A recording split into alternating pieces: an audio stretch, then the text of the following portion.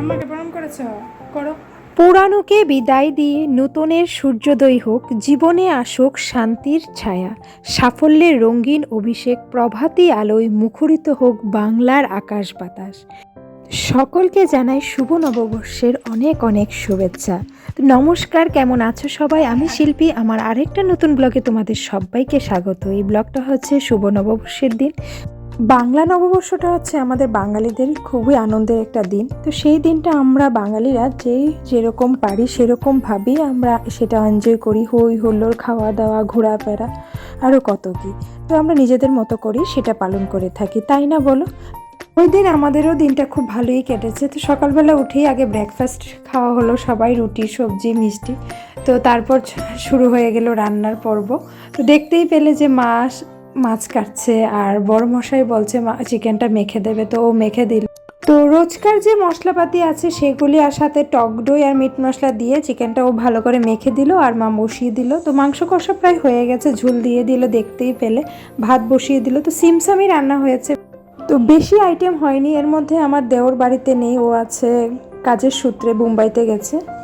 এই মাম্মা, নিয়ে যাও, নাও। এগুলো কি নিয়ে এসছো? ধরো, নিচে বসে খাও আস্তে আস্তে। তো মেয়ের গরম লাগছে, তো ওকে নাকি শরবত বানিয়ে দিতাম, তাই ওকে শরবত বানিয়ে দিলাম। তো উঠলো ঘুম থেকে, ওকে ব্রেকফাস্ট দিয়ে ও টিভি দেখতে দেখতে খেলো। তো ওকে বললাম যে স্নান দান সেরে ঠাকুরকে প্রণাম করে তারপর সবাইকে প্রণাম করো। তো এখন চলছে প্রণাম পর্ব। আমাকে করেছ, আমাকে প্রণাম করেছ, করো।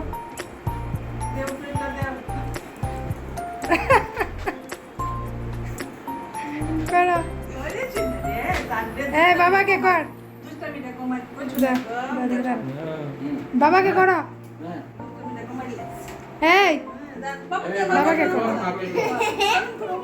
তো প্রণাম করছে, আবার লজ্জাও পাচ্ছে। ওর দাদাই ওকে ড্রয়িং খাতা পেন্সিল আরও কী কী দিল। তো ড্রেস তো পেয়েছে, তো ওইগুলি আবার দিয়েছে, ও খুব খুশি তাতে। তো প্রণাম পর্ব শেষ, এখন হচ্ছে খাওয়ার পালা। তো সবার মোটামুটি খাওয়া শেষ, আমার আর মার এখন বাকি রয়েছে। তো আমরা বসে পড়লাম। আমাদের মেনুতে ছিল আজকে তো কুমড়ো ভাজি, মাছ ভাজি, মাংস, ডাল, চাটনি আর মিষ্টি ছিল। তো খাওয়ার পর্ব প্রায় শেষ, এখন আমার হচ্ছে পরিষ্কারের পর্ব। তো অন্যদিন আমি আগেই গ্যাস মুছে ফেলি রান্না শেষ হলে। তো ওই দিন তো মাছটা ভাজি হয়েছিল, তো দেরিতে হয়েছে, তো তাই একটু দেরিতেই পরিষ্কার করা হচ্ছে খাওয়ার পরে। তারপর কিছু বাসন রয়েছে খাওয়ার, তো এগুলি পরিষ্কার করে ধুয়ে তারপর আমি একটু ফ্রেশ হব।